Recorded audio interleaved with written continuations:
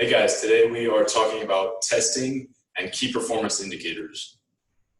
And one thing over years of coaching, one thing that I've kind of grown to realize is that the why of what we do is probably the most important thing.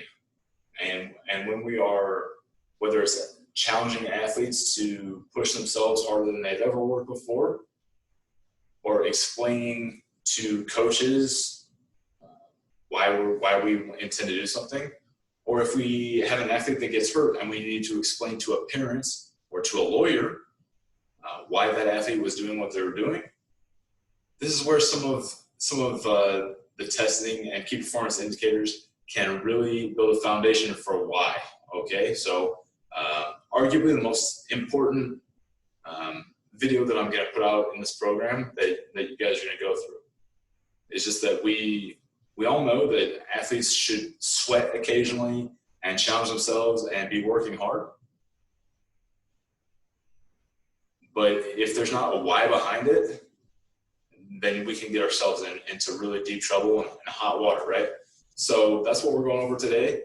And I would just say that if you want to go in deeper on the why behind things, check out an author, a thought leader, a speaker, Simon Sinek. S-I-N-E-K. He's sort of like the why guy, and he's helped inspire me and helped me build some clarity of thought on it. And I would say, honestly, a few years ago, I had an athlete who had been performing an exercise, the Turkish get-up, and she was doing this Turkish get-up exercise for several weeks. And I was talking to her and I said, hey, you're kind of handling the same weight, and I had anticipated that you'd be lifting heavier weight today, and maybe even last week or 2 weeks ago. And she just turned and said, yeah, I don't really know why we're doing this exercise. And so I just stopped and I talked about all the benefits that I felt like the Turkish get-up had for her as an athlete. And I just took an extra minute to explain that. And about 2 minutes later, she lifted a significantly higher amount of weight than she had before. She had been working with 25 pounds for several weeks. And then by the end of the day, I talked to her for a couple minutes. I explained why. And she did a 40-pound weight. That's a big jump. That's about a 50% weight increase. So we want to have our testing performed in things that are relevant and valid, right? We don't want to test them on something that's, if we improve the test of something, it should help improve their performance or help them achieve their goal. And the same thing for our key performance indicators. We'll get into those in just a moment. Again, so our assessments, if you see my guy, Bill Nye, the science guy right there, our assessments don't take place in a laboratory. They take place in a weight room. We're gonna be lifting heavy things and challenging ourselves and kind of pushing ourselves. And so that's our laboratory as exercise scientists. That's our privilege, is that we get to come into the weight room and have fun. And again, we're mixing science and art. Not everything is, being poured out of little beakers, and we don't get to use little measuring cups and things like that. But we are still supposed to use quite a bit of science and mix that in with the art a little bit. And I found a picture of some funky staircase. And I just really want us to be thinking that our assessments are put in place to help us get to the next level, to improve our performance. And so when I think about assessing, I think about trying to get to that next level, whether it's just one little step at a time, or sometimes we make big leaps and bounds. So with your assessments, sort of keep that in mind. We want it to be relevant. We want it to be valid. We want it to push performance. We want it to help us get closer to our goals, right? And we want to achieve those goals and be setting new goals. And that's where these assessments come in. And I will tell you, watching athletes and clients crush their own goals and create new ones, that's what this is all about. This is where it gets really fun. And having on paper to just say, hey, objectively you did maybe a 1 mile run in 12 minutes, and now you just did it in 9 minutes. That's about a 25% increase. That's huge. So having things like that to help people stay motivated, and also to reaffirm what you're doing as an exercise scientist, you can't replace that. And in fact, sometimes you really need it. You really need to rely on it. So I think back to one of my old personal training clients years ago, and she came in and she lost 100 pounds in less than a year. And she started becoming a runner, and it was pretty kick butt transformation. It was fun to watch. And what she did was she came in and she kind of ate what I told her to eat, and she lifted the weights I told her to weight, and she worked hard.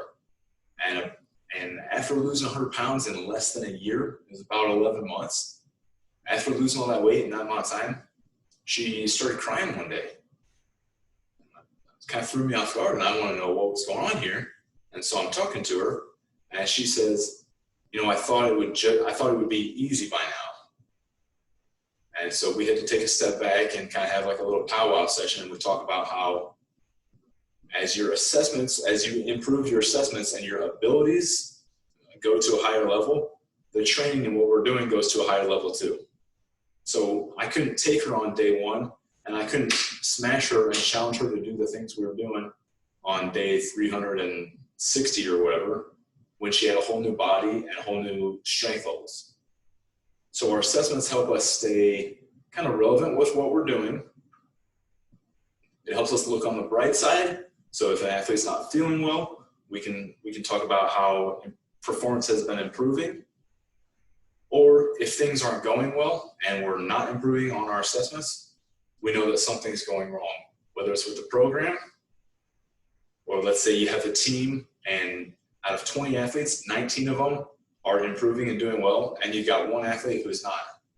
And that athlete might be the athlete that you pull off to the side and you ask some questions and you investigate a little bit. And sometimes you find out, that maybe a family member has died, or that they've broken up with a boyfriend or girlfriend or something like that. So these assessments that are objective and not just subjective, that's what's going to help. That's what's going to help us not only to kind of protect our own jobs, but also to help us improve. So if I see that I have an athlete who's not improving, then I know that I need to be doing something different. And then it sort of creates a feedback loop where the value of these objective assessments the value of it is just raises, and it helps us. It helps the athletes and the clients get better, and it helps the coaches get better too.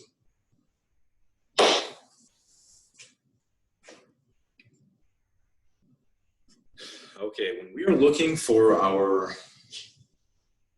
achieving our goals, I want you guys to keep in mind that the body, if you haven't heard the term kinetic chain before, your kinetic chain is essentially your ability to work throughout your whole body, okay?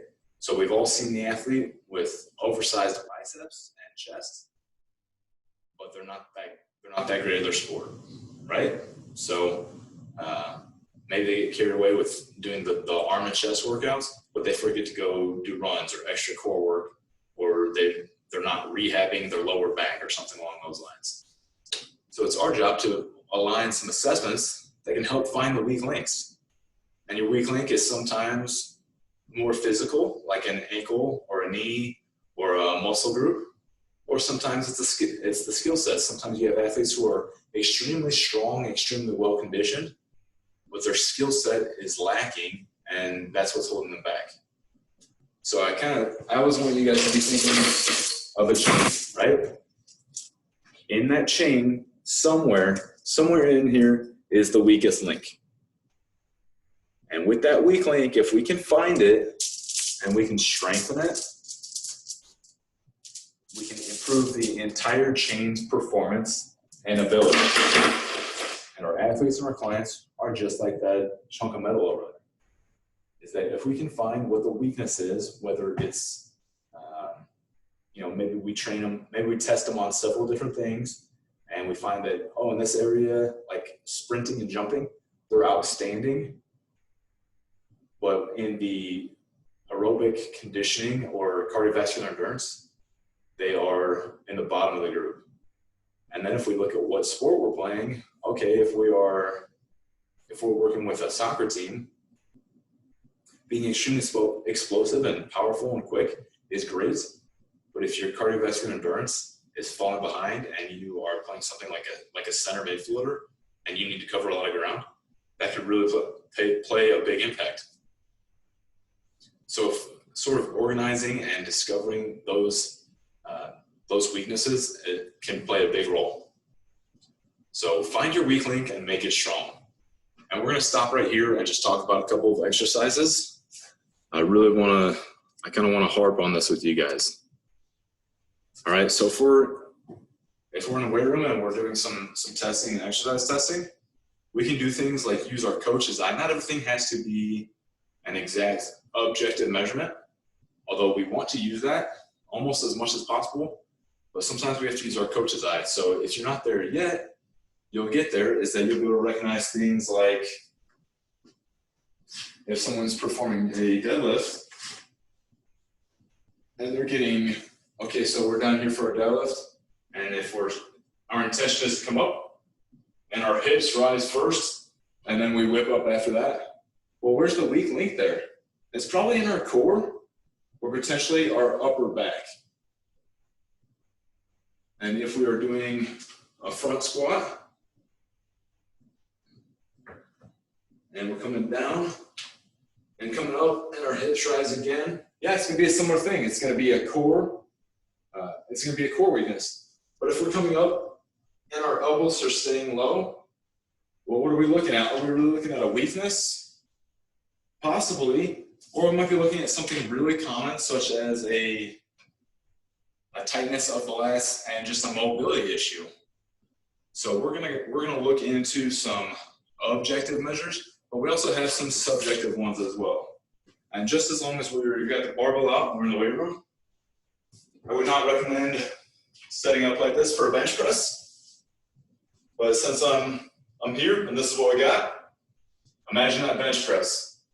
If we're coming down and we fail and get pinned at the bottom, where might our weakness be? Some people might say the chest and shoulders, others might say the lats. That's going to kind of depend on an elbow placement and where we're at with that. But let's say we come up out of that hole and we get pinned right there. Well, gosh, you're about halfway, maybe past halfway up. And that's when the tricep should just punch through and extend and finish that movement. So it's not imperative that we memorize all these little cues, but we should know that our testing can be objective as well as subjective. And there's value in both.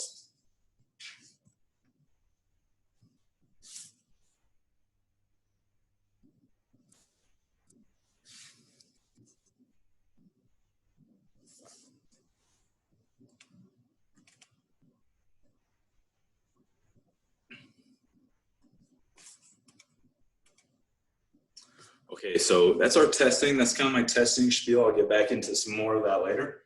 But for now, let's think about our key performance indicators. And what are our key performance indicators? Well, really, I'm sort of borrowing and stealing from a business term. And when they talk about this in the business world, they might be talking about how to improve success of the business, how to raise profits, how to maybe sell more gizmos or open more accounts or whatever it is. And from the business side, what they're going to do is they're going to sit down and they're going to look at, okay, if we want to make more sales, our goal can't just be to sell more. Our goal, our key performance indicators might be, well, how many clients are we taking out to dinners? How many products do we have? How often are we following up on past customers? How much customer support are we doing? They might have all these other things that are smaller goals that work to promote their top goal, which is to make more sales. So in our world as exercise scientists, I wanted to take a second and kind of do some demos on the exercises there, because now our key performance indicators kind of tie into the weight room a little bit. With our key performance indicators, what's a key performance indicator of a deadlift? Okay, so if our deadlift is our big movement up here, well, what are some smaller movements underneath that might be key performance indicators? How about a barbell bent over row?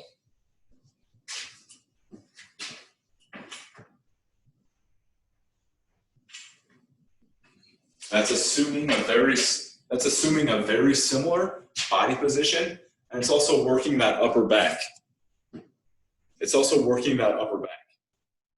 So we're close to a deadlift, but it's different, and it's stressing that upper back specifically. What's another one? Could be a different type of deadlift, that Romanian deadlift right there. That's gonna be a good one for building up our traditional or standard deadlift. And what about our front squat that we talked about? Well, measuring lat mobility or working on it, seeing their comfort level with that could be good. So you have a movement like the prayer stretch. And you can see how well they're doing there. Or on that front squat, we could also do a similar movement, but different. Would be a front rack split squat. And that's going to drive up, training that is going to drive up your front squat. Now that front squat, with that center of mass, that barbell out on front of us, it kind of pulls you forward, especially if your lats are a little tight. I'm kind of guilty of that. My lats, if everything's pulling me forward, what I'm really going to do is I'm going to sit on my abdomen. So your core strength becomes a key performance indicator for your front squat. How about our bench press? We talked about getting stuck at the bottom. A lot of people, myself included, believe that's going to be more of a lat issue, not using them appropriately in the lift. Or if we get stuck about halfway up, I think a lot of people would agree that that's a tricep issue. So if we wanted to build a bigger bench press, we actually might do a bunch of pull-ups to get our lats stronger. Or we might do a bunch of tricep push-downs to grow our triceps. So with exercises, we have key performance indicators. How about what we're testing in relationship to sport performance? So let's say I have an O lineman. I know we're talking about the bench press. Bench press is a highly overrated exercise. We will talk about it for two reasons. One is that it's kind of fun to do and everybody likes it. And two is that because it's so overrated, we need to talk about it.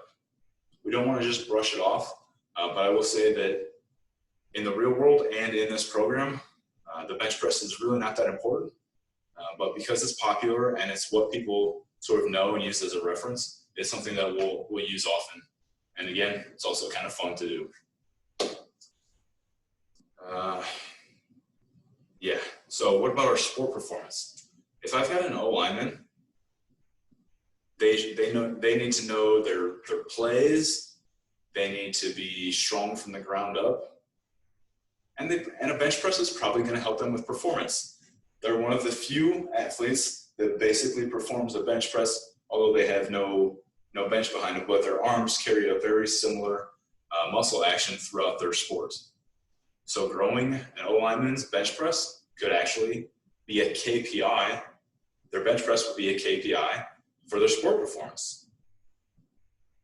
Just like maybe a test over the offensive plays might also be a KPI for their sport performance. So our KPIs are hopefully going to drive performance. And again, with these assessments, look to several different areas. Look to strength, speed, power, mobility, maybe intelligence if you have a sport that has complicated plays and a variety of plays. Maybe not intelligence, but at least knowledge. I'm not the most intelligent guy, but I know a few things. Okay, how about work capacity? Because we're going to spend time in the weight room, but we want to be appropriately conditioned for everything that we're doing. This program will spend a lot of time talking about strength and resistance training and being in a weight room. But we're also going to spend plenty of time talking about work capacity and the importance of conditioning. And if you take a look at that chart there, you can see that work capacity is related to our 3 different energy systems. And depending on what your sport is, you may need to grow that energy system. So my eyesight, I can't quite read from back there. So let's look at our way down there, that 11A, diving. On our dive team, we have a 98% ATP PCR dependency and 0 aerobic capacity. So we can test aerobic if we want to, but it's not necessarily going to be a KPI. Now, having worked with different swim teams before, I know that all the regular swimmers do a lot of aerobic work, especially our long distance swimmers. And so our divers might get pulled into that with the team atmosphere. They might do a lot of running just as part of the team training. But in reality, their sport, maybe that's a KPI for their sportsmanship and for their love for the team. But is it a KPI for their sport performance? Probably not. You'd probably be better off testing something like a vertical jump.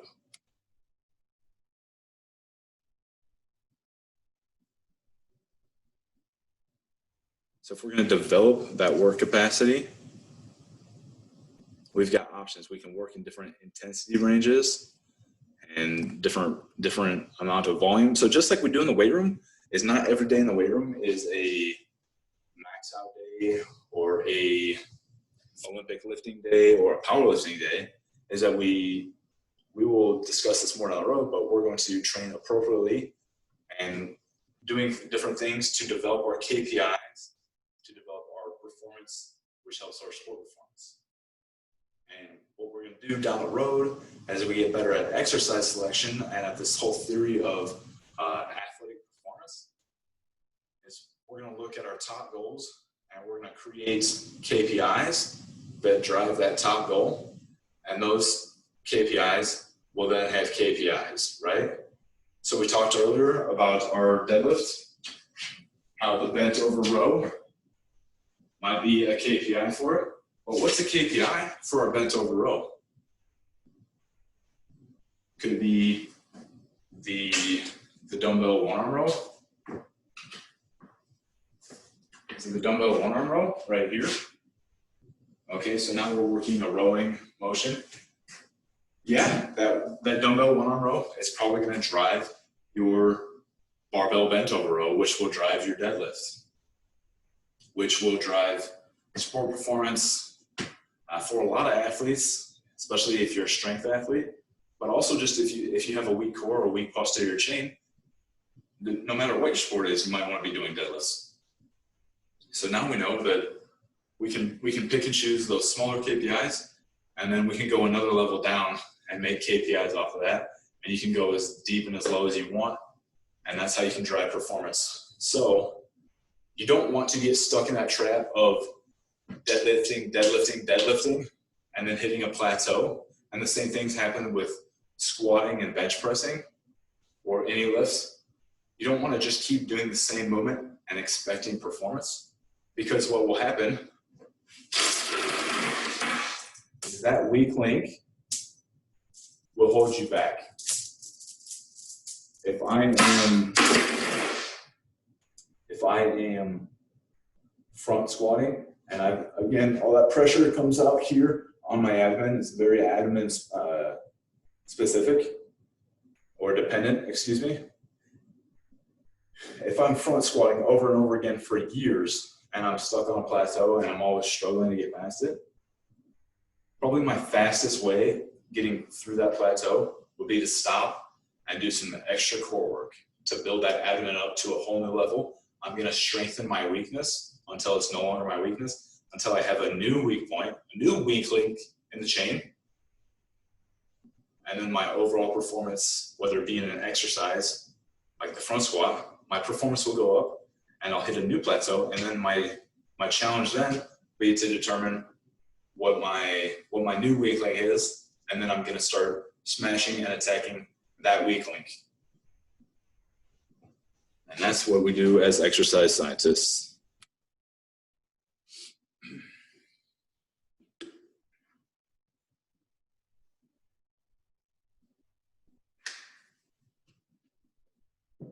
Okay, here we go.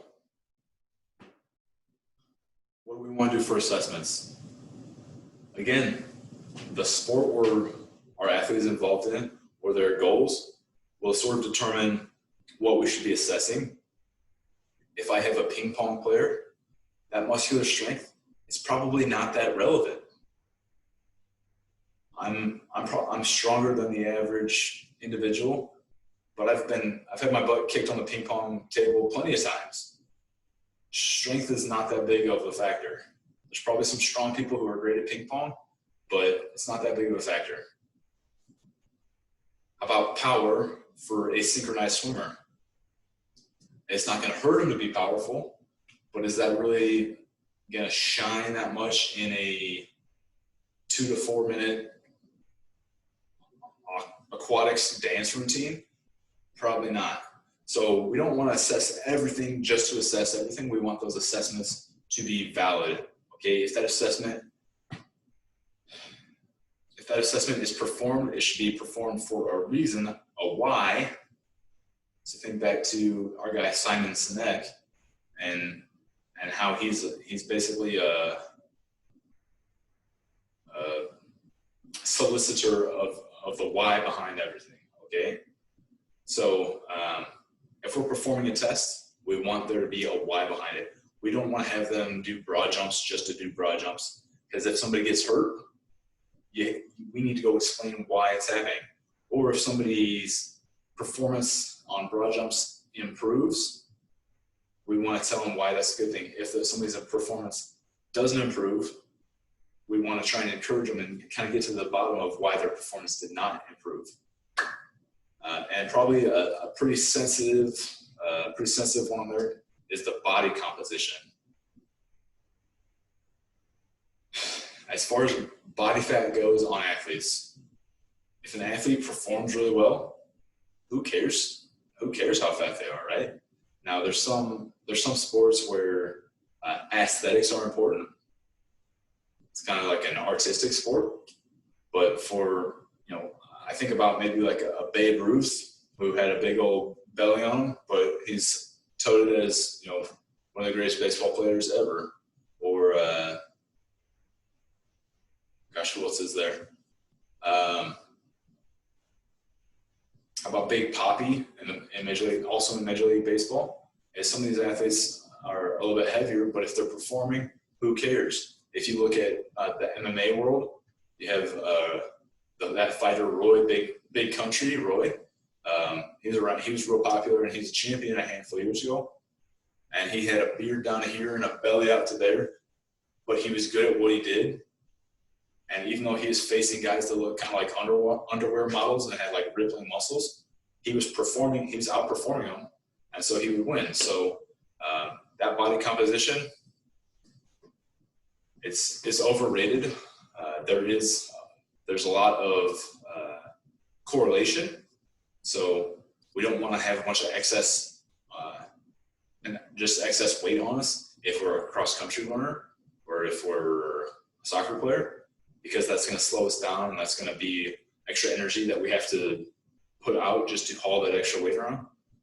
But if we don't have a big reason behind why we're measuring or assessing body composition, I wouldn't do it, because that one, you start getting into some head games with people, and you start opening up body image issues and disordered eating. And so it gets really sensitive. So if you're going to do it, have a reason for doing it. Or if you're going to do it, know that you don't have to tell them what their score is. You could be doing it for research so that you can have a better reason to do it down the road. And it's safe. Nobody's going to tear a meniscus or an ACL or dislocate a shoulder doing body composition testing. So as long as you can be responsible about it and kind, more or less, then you can use it for data collection. But just be aware of causing any mental stress or anything along those lines.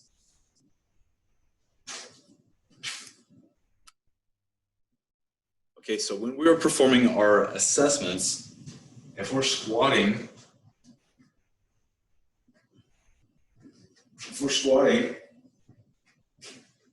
some people will come in and they'll get hyped up and they'll headbang. Maybe they've got the heavy music going.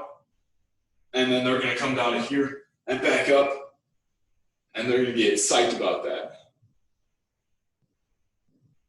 And if it's heavy weight and that's what you're looking for, that's fine. Other times you want to have, you can have it be subjective or objective. And when it comes to lifting, I prefer objective if possible. So one way to do that is to have standards and to communicate those standards. So for the squat, getting that femur, that hip joint below parallel, to parallel or below parallel would be ideal. Hopefully I am right now. I hope so. But if I'm not, I'm hoping my coach or my lifting partner would call me out and tell me that.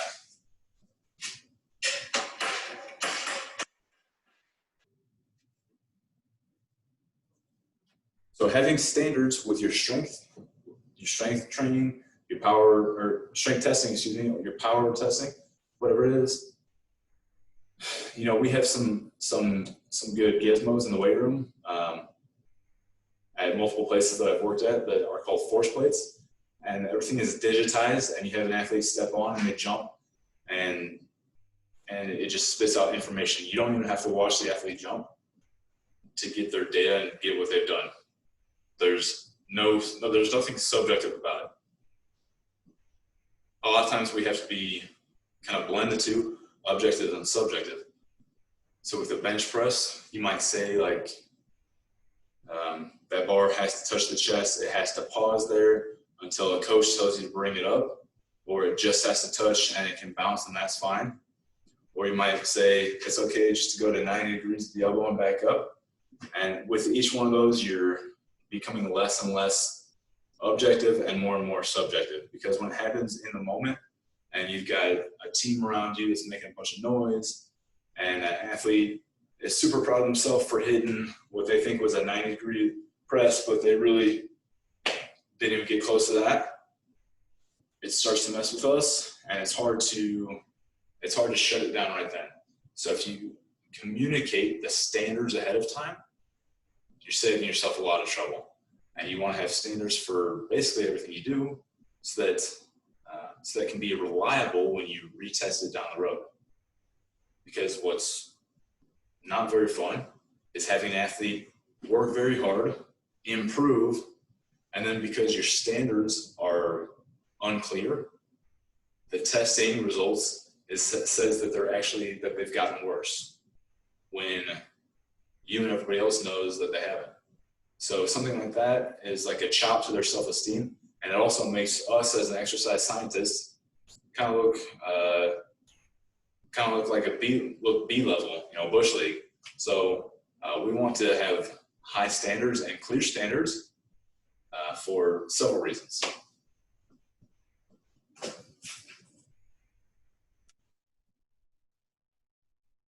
Some good power exercises that we can perform. And there's some fun stuff you can do with the right toys and tools, some expensive gizmos. But really, if you just keep it simple and look at things like the broad jump and the vertical jump, that's going to tell you a lot of what you want to know. So we've talked about validity. Are we testing things that will actually produce better performance? We've talked about reliability. Are we testing in a fashion that we can retest and be and have worthwhile results, accurate results, I guess would be to say. But another thing to think about is that are the key performance indicators or tests and assessments you're performing, are they actually reliable, or are we just assuming that they're reliable? So one thing to think about is a story from Coach Brian Mann, who spent years at the University of Missouri and is now at the University of Miami. And Coach Brian Mann was a very accomplished power lifter and is now a doctor, is now a PhD and is an instructor. And he did coaching for quite a few years as well. I'm not sure if he still is, but he's doing a lot of research that's pushing our field into the future, and he's doing excellent things that are helping us out. So a story from Brian Mann is during his coaching time at University of Missouri, while he's working on his PhD, he has to do this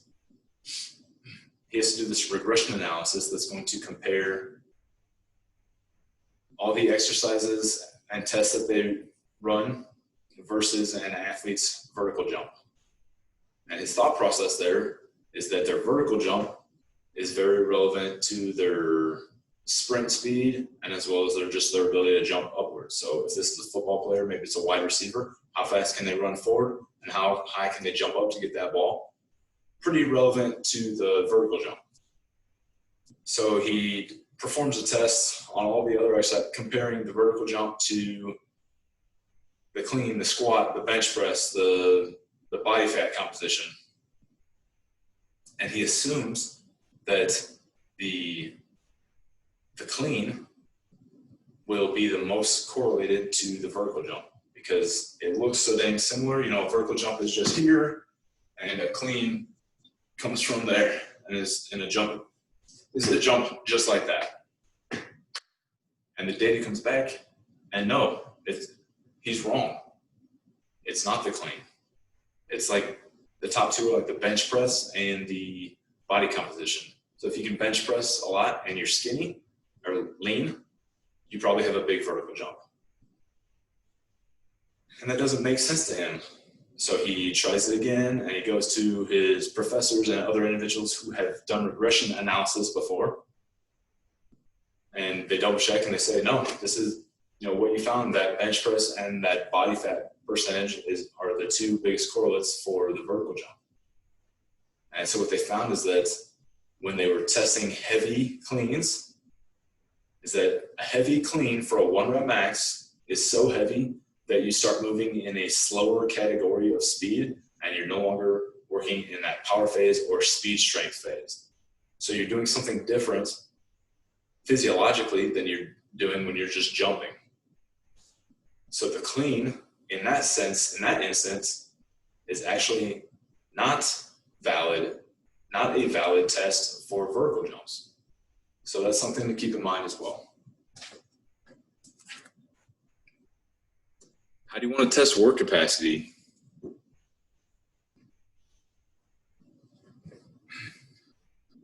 Work capacity is kind of a gray term.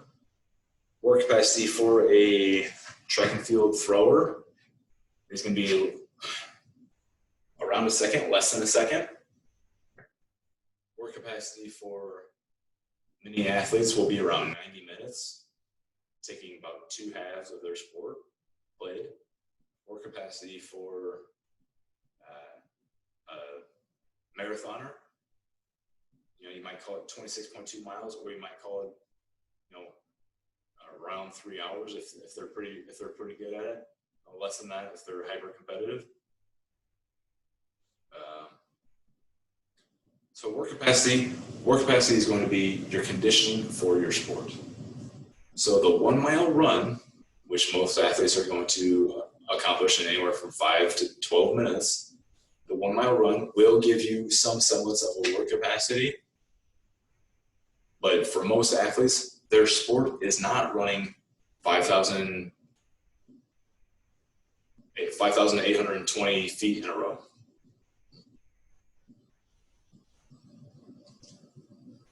For most athletes, they run a little bit, they stop, and then they restart and run again. So you might want to think about a beep test. And on that beep test, let's see if we can.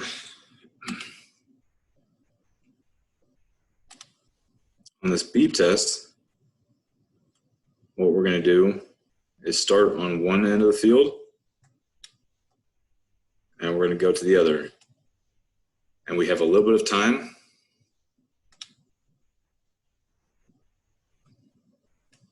We have a little bit of time, and then we run back, hopefully in a straight line. I didn't draw that in a straight line. And then there's another beep. And then we get a beep for the warning. We get back on the line, another beep to go, and we need to cross that line before the next beep. And then we're down here resting, and we get a beep warning and a beep to go. And then we're coming back, and we need to cross the line before the next beep. And so you're going to do that over and over again. And as you go from one level to the next,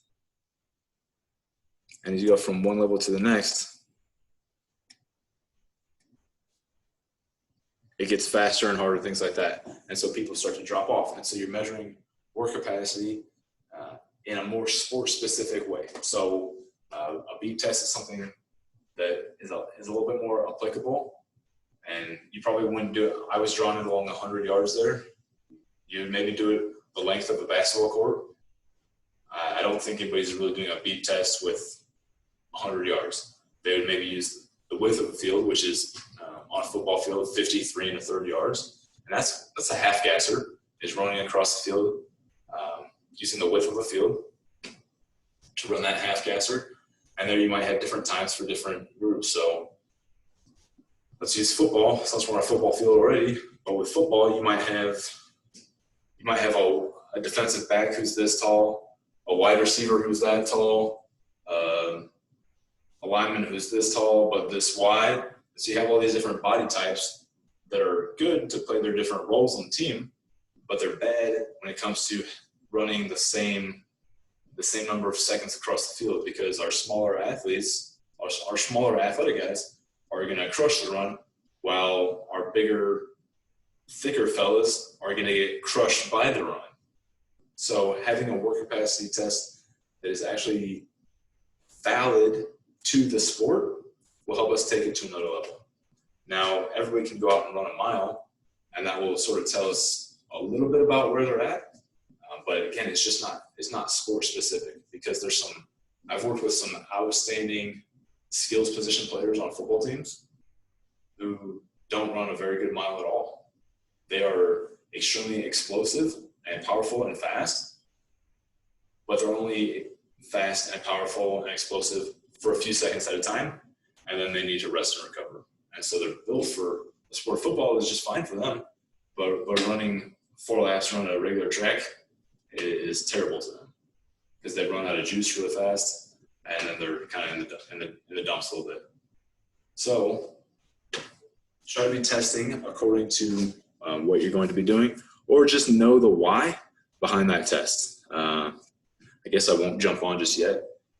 So again, we are occasionally working with life and death scenarios, and taking an athlete out and having them run 16 100s or the 1 mile or half gassers, or sometimes it's just an easy warm up. In fact, I had a high school, I had a guy at my high school, Aaron O'Neill. He was 1 year ahead of me. So when I was a senior in high school, playing my senior year of football, our season was dedicated to Aaron O'Neill, because he was at college playing some college ball, and he actually, as a result of what happened in a practice, he ended up dying. Now, they later proved that the coaches during the practice had acted responsibly, so it's not like they ran him into the ground so hard that he died from that. But lawyers were sent to talk to the coaches to see why they were doing what they were doing, and it was because they were able to defend themselves and to rationalize what they were doing, is that they saved themselves some trouble. You know, it's already bad enough that one of the kids, athletes in their care, passed away, but they did not incur legal trouble as well from that. So we don't want to be labeled as murderers, but you got to save yourself some trouble, because if you coach long enough, a kid might come through your program he's in a bad way, and it's just maybe his time to go or her time to go. But if you know what you're doing and why you're doing it, that will help boost your ability to defend yourself.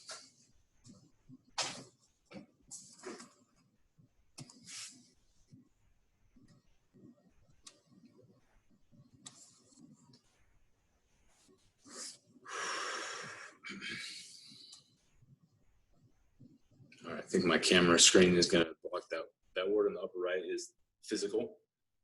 Okay, from our book, the NSCA, from the book, the NSCA Essentials of Strength and Conditioning.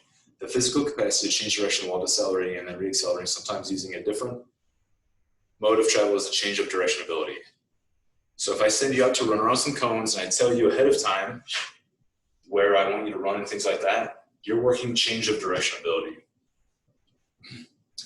And then we continue on the slide here. Whereas agility requires the use of perceptual cognitive ability in combination with the change of direction ability. So we have change of direction ability, which is basically what everybody calls agility.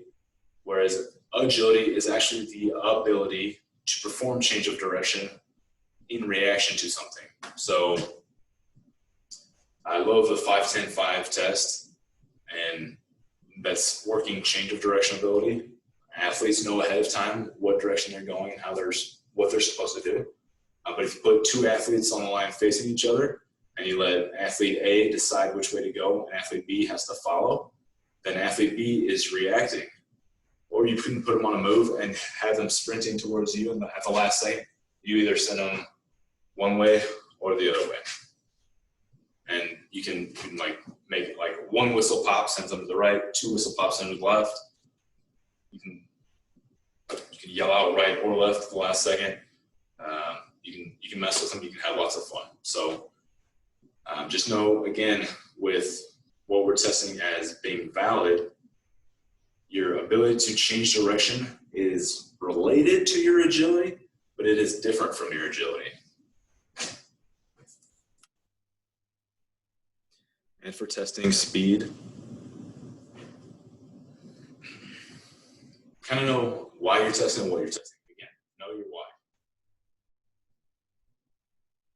If we're interested in testing speed, I would say the 10-yard and the 20-yard will really kind of do the trick, because athletes in most sports, now track and field is different, there's a predetermined length, and in a lot of sports there's always the occasional sort of breakaway or long run, but in most sports, most of the time, you're running in 5 to 15-yard increments. So when we're out testing 40-yard dashes, we're not testing something that is super valid towards our sports. Even though it's popular in the NFL combine, it's sort of dogmatic, it's sort of old school. And the reason they started doing the 40-yard dash years ago is that they calculated that on one end of the field, when they did a punt or kickoff, as that ball went up and started coming down, heading over here, and it was received and they started running in, they wanted to know on special teams how fast that kickoff or punt team could get down there to attack. So that's why the 40-yard is so important. It's more relevant for special teams players in football than it is for anybody on a soccer team or our track athletes or whatever, but it's become popular. So it's kind of like our bench press, where people, they want to know how much you bench. They kind of want to know how fast you run that 40-yard dash. But I would encourage you to maybe break away from that 40-yard dash and look at the 10 and 20-yard dashes instead. And there's some positives there, is that it's actually more valid, it's more applicable to sport. I would take somebody, if two athletes are lined up to run a race and athlete A is faster to the 10 or the 15-yard marker, but athlete B is faster to the 40-yard marker, on most sports, I would actually kind of prefer that shorter distance acceleration champion versus the 40-yard beast. And also, when you're running 30 and 40 yards as fast as you can, you get more hamstring injuries. So I think we're always trying to avoid injuring athletes, and we start by maybe skimming out some tests. So again, 40-yard dash, Johnny or Sally is running down and their hamstring pops 35 yards in, and coach is upset, their parents are upset, whoever it is, Johnny and Sally's upset, and it's your job to tell them, hey, if we're a badminton team, why are you out there running 40-yard sprints? If you don't have a good reason, you probably shouldn't be doing it. And those flying 30 and 40-yard sprints, So what you can do is you can give athletes a little bit of a run-up time, so they're not being measured or tested in the first 30 or 40 yards. But then you do measure them between 10 and 20 yards coming in. So if we start at the 0-yard marker, at the 30-yard marker, we might start measuring from the 30 to the 50-yard marker. So we did 30 yards into a 20-yard sprint, and we measured that 20 yards.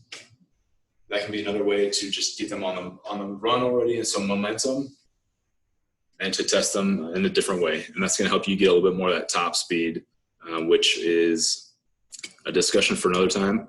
But a lot of parties really like that top speed. How about their body composition?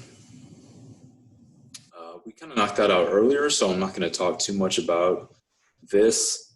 These are just some sites for the skin fold pinches if you want to do those.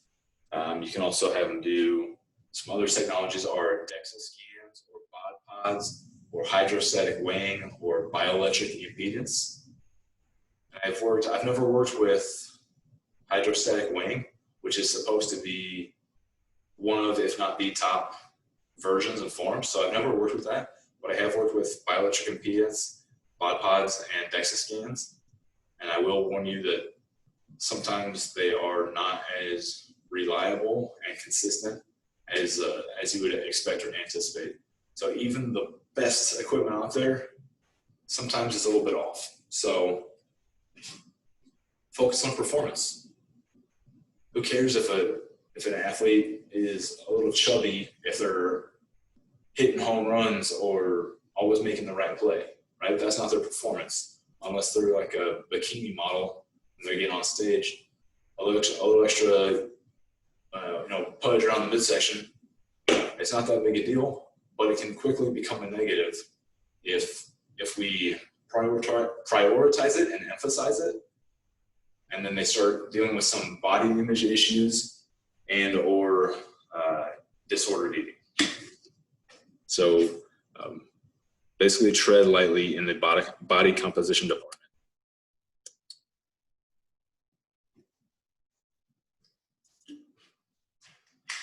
All right, guys, we're about done. I just want to talk about this functional movement screen real quick. So what it is, if you've never worked with it before, it's the FMS. And these two physiotherapists, Gray Cook and Lee Burton, they were sitting around one day and they decided to try to come up with a way to measure mobility. And they wanted a objective way to measure mobility. Now, it's still fairly subjective, but it's a good starting point. Let's see if I can get this. Let's see if I can kind of get that around there. Can you guys see that? All right. Yeah, we'll proceed with this for another minute. So I'm not going to go through everything that they do, but I'm going to go through a couple things that they do. So they've got a bunch of tests. And what got really popular several years ago, I was first introduced to this in 2010 when I was working with the St. Louis Rams, but I saw it again for the next several years. And to this day, I still keep and use a few of these movements. So if we're assessing, we've assessed strength, work capacity, power, whatever else it is. We can also actually assess their mobility. And this can be a good indicator of maybe some injury prevention. There's some data behind this that shows that having a good mobility screen, using these tests is going to reduce injury occurrence. And so I've got the link up there, and if you guys have never heard of this, I would suggest looking into it. It's been around for a little while, but we'll talk about it for just another minute anyways. So You might have them do something like the deep squat. And you have them go stick on head, elbows at 90 degrees, punch out, and squat down. And I don't know how I'm doing, but at the bottom of that squat, you would want the stick over their shoes. I think my stick's jumping out. I think that overhead pipe is jumping forward a little bit too much, and my shoulders are cramping up, and I've got bad shoulder mobility, so that kind of ties into some of that.